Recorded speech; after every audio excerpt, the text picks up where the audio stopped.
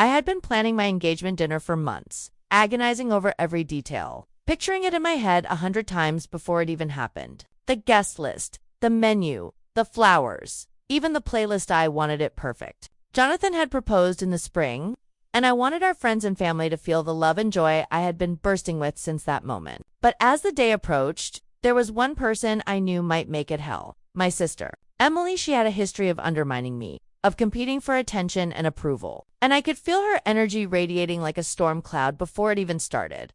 Emily arrived first, dressed in something that seemed just slightly too flashy, her smile, two sharp eyes scanning the room as if it were a battlefield. She leaned in to congratulate me, her tone saccharine, her words exaggerated, and I felt my stomach tighten. I tried to brush it off, remind myself I was engaged, not at war. But even as I smiled, I could feel her subtle digs, the way she commented on the decor, the flowers, the lighting. "Are you sure you want pink? It's a bit childish," she said, voice smooth, tone casual, but with an edge. My cheeks burned. I forced a laugh, told her I loved it, but her smirk as she walked away lingered in my mind, planting seeds of irritation I couldn't shake. The dinner started, and the guests arrived, laughter filling the air. For a moment, I let myself breathe, thinking maybe this wouldn't be so bad. But Emily had already begun her work, subtle and insidious. She asked pointed questions about Jonathan's career, made offhand remarks about my job, and laughed at jokes that weren't funny. I noticed the way she steered conversations,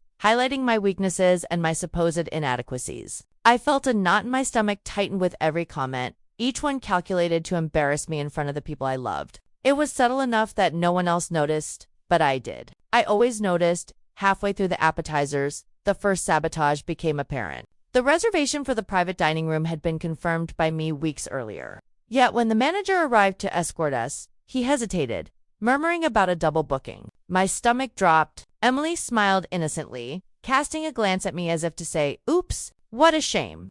I tried to remain calm, forcing my composure, but I could feel the blood rushing to my face, my hands clammy with embarrassment. I wanted to scream, to expose her, but the words stuck in my throat. She had done it quietly, expertly, and everyone else simply shrugged. The humiliation settled over me like a heavy cloak. As the main course arrived, Emily's attacks became bolder. She began questioning our table placement, loudly critiquing the centerpiece, the menu choices, even the wine selection. She turned small annoyances into grand statements, catching the attention of the guests and redirecting admiration away from me and Jonathan. I felt a hot flush of anger, a twisting mixture of frustration and betrayal. I could feel my pulse in my temples, every nerve on edge. I wanted to leave, to retreat into myself, but I couldn't. I had to survive this dinner with my dignity, fragile as it was. Intact. Jonathan noticed something was off and leaned over to whisper, "Are you okay?" I forced a smile, shaking my head. "It's nothing," I whispered back, but he didn't look convinced. He could see it in my eyes, the way I kept glancing at Emily, the way I flinched at her comments. I could feel Jonathan's worry like a weight on my shoulder, and it made the embarrassment sting even more. Here I was, supposed to be celebrating the happiest moment of my life, and my own sister was undermining me at every turn. Emily's final move came during the dessert course. She brought up a story from my past, a minor, embarrassing incident, and retold it with a flourish that made everyone laugh at my expense. I felt the room spin, heat rushing to my face, and I had to grip my chair to steady myself. I wanted to disappear, to crawl under the table and hide. Laughter, so normal in every other context, now felt like mockery aimed directly at me. Emily watched me with a subtle, victorious smile, savoring the impact of her words. It wasn't loud or overt. Sabotage. It was cruel, precise, and it cut deep. After the dinner, I excused myself to the restroom, hands trembling as I splashed cold water on my face. I stared at my reflection, trying to steady my racing thoughts. I felt betrayed, humiliated, and furious. How could my own sister do this? How could she turn my special night into a showcase of her need to dominate and belittle? I clenched my fists, feeling heat pool in my chest. For a moment, I hated her with a raw, burning intensity, a kind of rage I hadn't allowed myself to feel for years. When I returned to the table, Emily was chatting with Mom, smiling as if nothing had happened. Mom caught my eye, her expression unreadable. I wanted to ask why she hadn't intervened, why she allowed this to happen, but I didn't. Instead, I sat down, forcing a smile, letting the conversation continue while my mind raced. The humiliation still burned, but beneath it, a slow, cold fire began to grow, one that whispered about payback, about balance, about setting things right. Driving home that night, I replayed every moment, every comment, every tiny sabotage with crystal clarity. Emily had been meticulous, patient, and deliberate. She had turned joy into embarrassment, celebration into tension. And I realized something crucial. This wasn't just about one night. This was about her pattern, her need to undermine me, to make me feel small whenever she could. That realization was like a spark, igniting a plan I hadn't dared consider before. I would not let this go. I couldn't, not without response. The humiliation, the betrayal, the deliberate cruelty demanded recognition, demanded justice. I felt the beginnings of a strategy forming in my mind, careful and precise, a way to mirror her actions on her own stage. I knew it wouldn't be easy. I knew there would be risks. But I also knew that for my own sense of dignity, for the scales of fairness, I had to act. That night, I lay awake, thinking about Emily's face, her calculated smile, the way she had controlled the room without anyone noticing except me. I felt the surge of adrenaline that comes with righteous indignation, a determination that made my chest feel heavy and my mind race with possibilities. Revenge, I realized, wouldn't just be satisfying, it would be necessary. It would be the only way to reclaim what she had taken from me that night. My joy, my celebration, and the sense of being the center of my own life event. By the time I drifted into an uneasy sleep, the plan had already begun to take shape in my mind. I would wait, I would observe, I would prepare. Emily had struck first, using subtlety and precision. I would answer in kind, with the same calculated patience, ensuring that when the day came, she would understand exactly how it felt to have her own special moment undermined. For the first time in years, I felt fully alive in my anger, fully present in my determination. And I knew, without a doubt, that the scales would be balanced. I woke the next morning with my jaw clenched and my head aching. The kind of pain that comes from swallowing anger instead of screaming it out. The dinner replayed on a loop behind my eyes. Every smile Emily flashed, feeling sharper in daylight. Jonathan noticed immediately, brushing my hair back, asking what was wrong. I told him pieces, not all of it, because saying everything out loud felt like ripping open a bruise.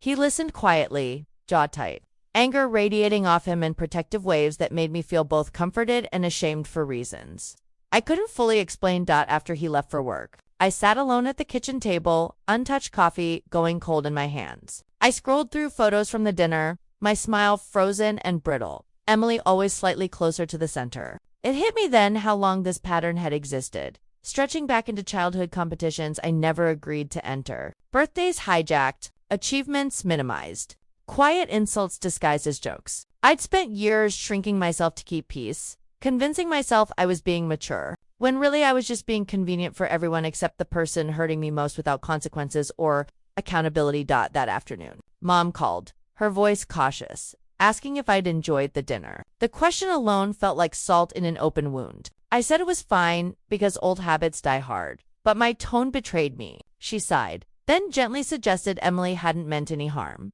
that she was just nervous, just excited. Something inside me snapped. I told her, calmly but firmly, that intent didn't erase impact. The silence on the other end felt heavy, loaded with decades of enabling that had protected Emily while quietly sacrificing me again and again throughout our shared history together. Unresolved.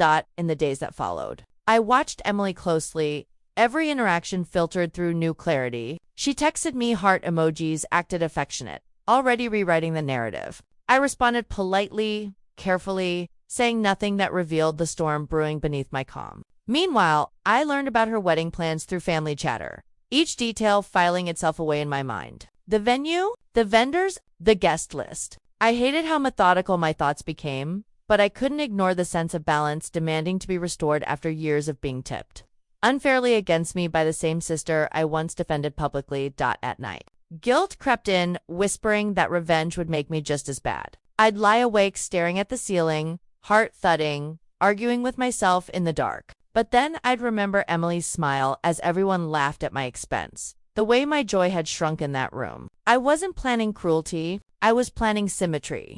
I didn't want to destroy her life, only interrupt the illusion that she could hurt me without consequence, then walk away untouched like she always had while I absorbed everything silently and carried the emotional bruises alone for years without protest afterward. Jonathan eventually asked if I was okay with attending the wedding at all. The concern in his voice softened me, even as resolve hardened underneath. I told him I was fine, that I could handle it, and realized I meant something different entirely. Handling it no longer meant enduring quietly. It meant protecting myself. It meant refusing to play the role Emily assigned me. He squeezed my hand, trusting me, unaware of how deeply that trust anchored my determination to finally stop being small inside my own family dynamic forever that had shaped my instincts since childhood without my consent. I started paying attention to details people usually overlook. Emily's obsession with perfection, her need for admiration, her intolerance for anything off script. Family group chats became sources of intelligence, every message revealing pressure points. I never wrote anything down, but my memory sharpened, cataloging weaknesses with unsettling ease. Part of me recoiled at that version of myself, but another part felt steady, justified. This wasn't impulsive rage. It was calculated restraint, forged by years of swallowing insults and calling it love because that was what family loyalty demanded of me until I finally decided to demand better for myself. There were moments I almost backed out, flashes of the sister I wished Emily could be. I imagined us laughing, repairing things, moving forward honestly, but those fantasies collapsed under memory's weight, under too many unaddressed wounds. Reconciliation requires accountability, and Emily had never offered any. She thrived on plausible deniability, on making harm invisible. I refused to disappear again. If she wanted a flawless wedding, she should have let me have my unblemished engagement. Fairness finally felt non-negotiable in a family that constantly asked me to yield while rewarding her behavior with silence and smiles from everyone else present. As the wedding date crept closer, my calm unsettled even me. I smiled at Emily, offered help when asked, played the role expected of me flawlessly. Inside, anticipation coiled tight, controlled, patient. I wasn't excited in a giddy way. I was focused. The difference mattered. This wasn't about stealing her spotlight. It was about reflecting her behavior back at her, so she could finally see it clearly. Sometimes the only way to teach empathy is through experience, especially to someone who avoids accountability instinctively while claiming innocence. Behind charm and family loyalty without ever apologizing sincerely once to me directly, I knew there would be fallout, whispered judgments, maybe permanent fractures. Accepting that felt strangely freeing. I'd spent so long fearing conflict that I'd forgotten the cost of avoidance. Whatever happened next, I would survive it with my spine intact. Emily had made her choice at my engagement dinner, and now I was making mine. This wasn't about vengeance consuming me. It was about reclaiming agency, about finally stepping out of a role I never auditioned for, and refusing to shrink ever again, even if it meant being misunderstood by others who benefited from my silence before for too long. By the time I sat down with a notebook, something I'd never really done for personal use had already begun mapping out Emily's wedding in my mind like a chessboard. Every detail mattered. The venue, the florist, the photographer, the seating chart.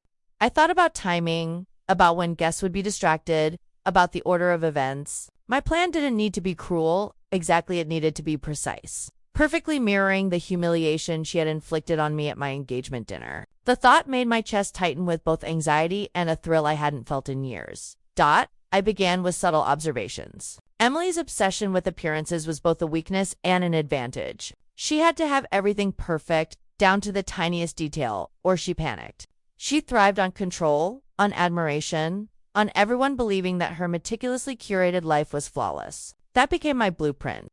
I would exploit her need for perfection. I would give her a taste of vulnerability, a moment when the world didn't bend exactly as she wanted it to. And I would do it without anyone realizing it was intentional. I started with logistics, making mental notes and compiling details from the family group chat. Vendors' names, email threads, seating arrangements, special instructions. Every small piece of information became a potential point of leverage. I felt a strange sense of empowerment in the precision, in the meticulousness of planning. This was my engagement dinner moment reversed. Instead of watching helplessly as humiliation unfolded, I would be in control, orchestrating subtle disruptions that would echo Emily's tactics without ever stepping into obvious cruelty. At night, I visualized the wedding in my mind like a rehearsal for what I was about to execute. I pictured the entrance, the vows, the first dance. I imagined minor inconveniences. The wrong bouquet arriving for a moment, a misplaced seating card, a subtle glitch in the music. Nothing catastrophic, nothing that would ruin the day completely, but enough to make her feel the smallest fraction of the helplessness she had imposed on me. My stomach would tighten with anticipation, but I also felt the cold rationality that kept me grounded. This was strategy, not impulse. I also observed Emily's behavior, searching for habits I could exploit. She checked her phone constantly, coordinated with friends obsessively, and had a knack for overcomplicating simple tasks. I noted when she tended to lose patience, when she relied on others for validation, and how she reacted to stress. The more I watched, the more patterns emerged, and the more my plan crystallized. Each insight became another move in a carefully plotted sequence that would ensure the subtle chaos would unfold perfectly on her wedding day. Jonathan noticed the change in me too. "You've been quieter," he remarked one evening. "Everything okay?" I smiled, told him yes, that I was just thinking. He didn't press, and I was grateful. Part of me feared even hinting at revenge would sound vindictive, petty, or cruel. But inside, I knew this wasn't about malice. It was about restoring balance. Emily had demonstrated that she could inflict humiliation without consequence, and I wasn't going to let that dynamic continue. My engagement dinner had been stolen from me, and now I had a chance to reclaim that equilibrium. Every day, my anticipation grew, accompanied by I asked myself if I was crossing a line, if I was becoming as petty as Emily, if I was letting anger define me. But then I reminded myself of the injustice, the embarrassment, the meticulous way she had undermined me while I smiled and nodded and told myself it was fine for the sake of family harmony. I had endured years of being sidelined in my own life to preserve appearances. Now, the stage was hers, and I had a chance to teach her a lesson in subtle accountability.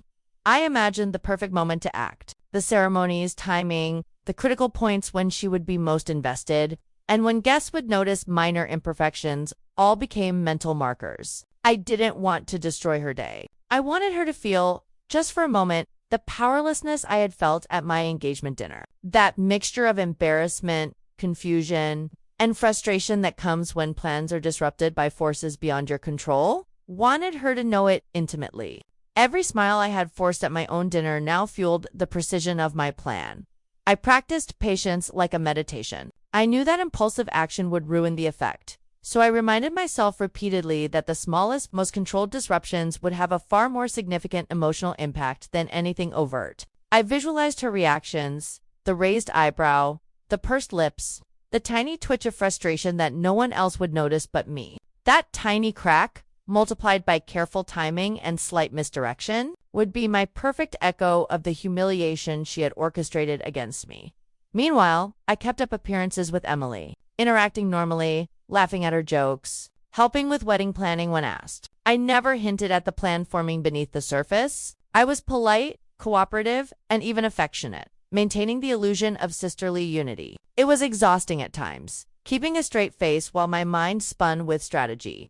But that restraint made the eventual execution all the more potent. She would never suspect the careful architect behind the minor chaos she would experience. As the wedding day drew closer, my internal monologue oscillated between excitement and nervousness. I reminded myself that this was justice, not cruelty. This was symmetry, not revenge for revenge's sake. I had endured humiliation with grace and dignity, and now I had the opportunity to level the emotional playing field. Every minor disruption would be deliberate, every confusion orchestrated, and every small embarrassment would be precisely calculated to mirror the impact she had inflicted on me. The night before her wedding, I reviewed everything in my mind. Timing, sequences, reactions. Every contingency had a counter. I even rehearsed subtle gestures, how to remain calm while others around Emily flustered, how to appear innocent while orchestrating controlled chaos behind the scenes. I slept fitfully, heart racing, both anxious and exhilarated. I realized that this was no longer about my anger alone. It was about balance, accountability, and reclaiming a piece of my life Emily had stolen in a moment of petty vindictiveness. By the morning of her wedding, I felt a strange mix of nerves, adrenaline, and calm determination. I was ready, the plan was complete, every detail accounted for, every move synchronized. I dressed, practiced my composure, and prepared to step into the role I had been building for weeks. The observer, the orchestrator, the silent force guiding the day's subtle unraveling. The wedding was hers to celebrate, yes, but it would also be the day she finally understood the consequences of undermining me. The morning of Emily's wedding arrived with a strange clarity. Sunlight streamed through the windows, but I barely noticed it. My mind focused entirely on execution. I moved with deliberate calm, smiling politely at family members, chatting with bridesmaids, all while mentally ticking off the sequence I had memorized. Every subtle disruption had been planned. Each misplaced bouquet, every delayed announcement, every minor glitch strategically positioned to mirror the embarrassment she had inflicted on me at my engagement dinner. The thrill and tension coiled tight inside me, a dangerous but exhilarating mix. The ceremony began smoothly, with Emily radiant and beaming, blissfully unaware of the minor chaos I had set into motion. The first disruption was small, nearly imperceptible. The music for her entrance, a carefully chosen string piece, was subtly misaligned with the timing of the walk down the aisle. Guests noticed, murmuring quietly, but Emily, ever obsessed with perfection, flinched slightly, adjusting her posture with a hint of irritation. My pulse quickened at the sight of her subtle discomfort. It wasn't catastrophic, but it was enough to plant the seed of unease, just as I had intended. Next came the seating cards, a carefully orchestrated shuffle that led a few important guests to the wrong tables. Nothing overt, no one publicly embarrassed, but the whispering began almost immediately. Emily's gaze darted nervously from table to table, her hands tightening around the bouquet she clutched as if it could shield her from imperfection.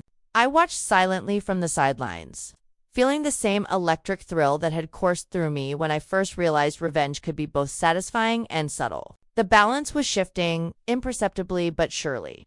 During the ceremony, small timing adjustments I had arranged with the catering staff began to take effect. The champagne arrived moments late. The photographer's assistant hesitated over angles. Minor details that would have been trivial to most became points of irritation for Emily. She clenched her jaw, whispered instructions, and flitted between anxious gestures that no one else noticed but me. The chaos was understated but precise, exactly the kind of invisible pressure that had made me feel exposed and powerless at my engagement dinner. Watching her struggle without realizing the cause filled me with a controlled satisfaction that was both intoxicating and validating. Emily's first major reaction came during the speeches. One of the bridesmaids, misinformed about the schedule, began earlier than planned, prompting a small interruption in the flow. Emily's eyes widened in frustration, her lips pressing tightly together, and I could see her attempt to mask annoyance, while her meticulously curated timeline started to fray. Guests exchanged puzzled glances, unsure if it was part of the plan or genuine error. Meanwhile, I sat quietly,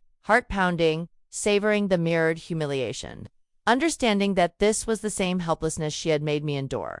The reception only intensified the controlled chaos.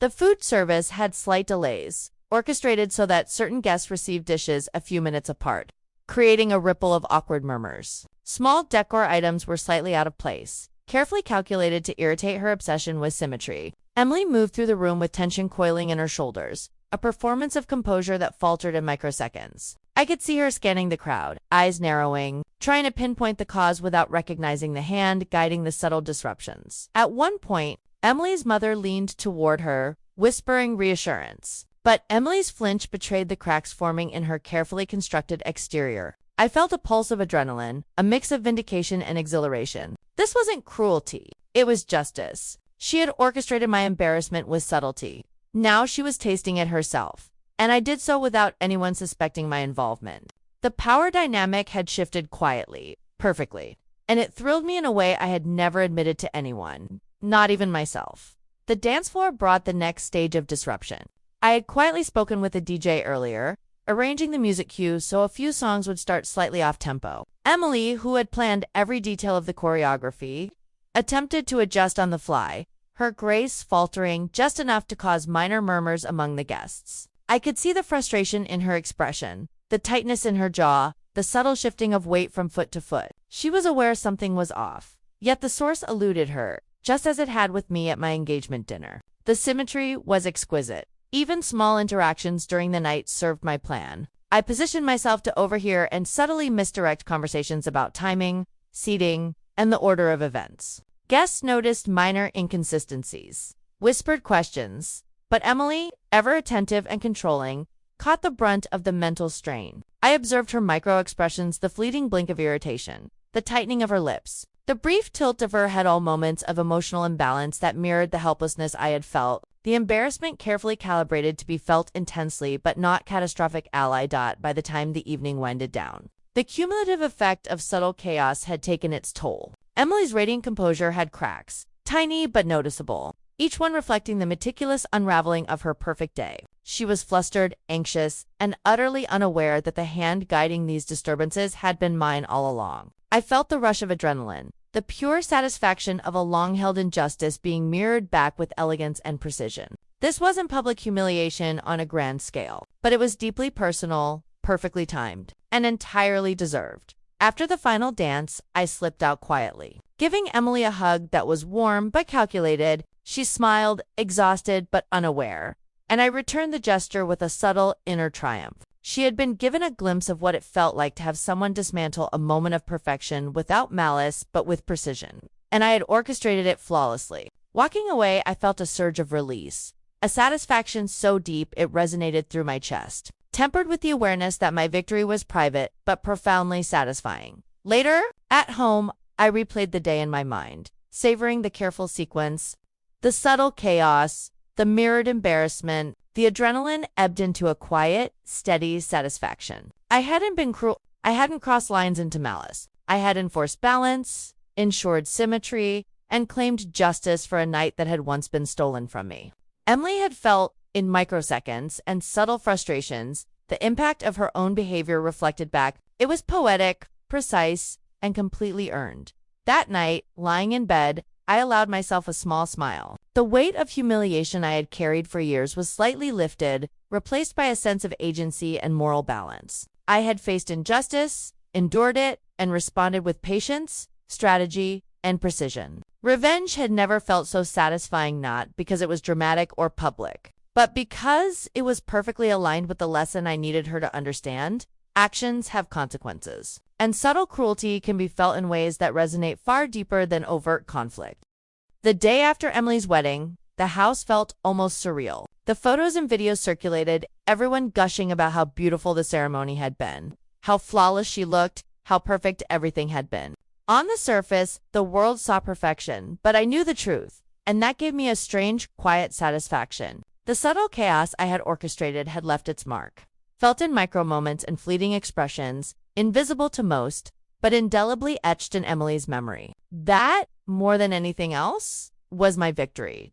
Emily approached me later, exhausted, slightly flustered, and attempted small talk about the day. Her words were clipped, her tone carefully neutral, as if she was trying to assess whether I had noticed her discomfort. I smiled warmly, nodding and congratulating her, letting my composure hide the triumph simmering beneath the surface. The small victories of the previous day, misplaced seating, mistimed music, minor timing glitches, had all landed precisely as I intended, creating a mirrored reflection of the embarrassment she had so artfully inflicted on me months before. Even Mom noticed the shift in Emily's demeanor, commenting quietly that her usually unshakable sister seemed off in subtle ways. I said nothing, letting the satisfaction settle quietly in my chest. For once, no one had to point out what I had done. The balance was restored through her own experience. I realized that revenge, when executed with precision and subtlety, doesn't need applause. It doesn't need validation from outsiders. Its power lies in the quiet satisfaction of justice experienced privately but felt fully.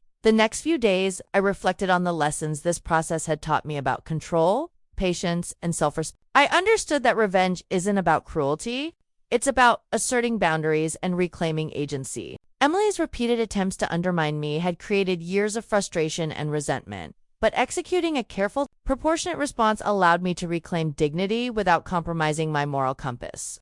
The exhilaration of seeing subtle accountability unfold was tempered by a calm clarity that I had never felt before. I also considered the impact on our family dynamics. The subtle sabotage had revealed cracks in Emily's carefully maintained perfection, and I could see her recalibrating, trying to manage her anxiety and expectations. Meanwhile, I felt lighter, freer, more confident. For the first time in years, I had navigated a conflict with Emily on my terms, setting the rules and enforcing them quietly but effectively. The power dynamics had shifted, not with loud confrontation, but with precision, patience, and moral clarity. Jonathan noticed a change in me immediately. There was a confidence in my posture, a calm in my voice, a subtle gleam in my eye that hadn't been there before. He didn't need to know the details. He simply observed that I was no longer carrying the weight of humiliation, that I had reclaimed a part of myself that Emily had so carefully eroded. For the first time, I could fully celebrate my own joy without fear of being undermined or overshadowed. And that realization was profoundly liberating. Even Emily seemed changed, though she would never admit it. I noticed moments of hesitation in her actions, micro-expressions of frustration when perfection slipped from her grasp. It wasn't punishment in the traditional sense. It was a mirror reflecting the experience she had forced upon me. That reflection allowed for a subtle, almost poetic form of justice. I didn't need to gloat, to broadcast my actions, or to create a spectacle. The impact was internal, deeply personal, and entirely fitting. In quiet moments, I reflected on the moral balance of the situation. Revenge had been satisfying because it was earned, because it mirrored years of subtle, calculated humiliation I had endured. It wasn't about cruelty, it was about clarity, about demonstrating that actions have consequences, about reclaiming the power that had been denied to me for so long. I felt a sense of moral victory, coupled with a newfound understanding of boundaries, justice, and self-respect. As time passed, the family slowly returned to a semblance of normalcy. We attended gatherings, exchanged pleasantries, and engaged in conversations without obvious tension. Yet, beneath the surface, a subtle shift had occurred.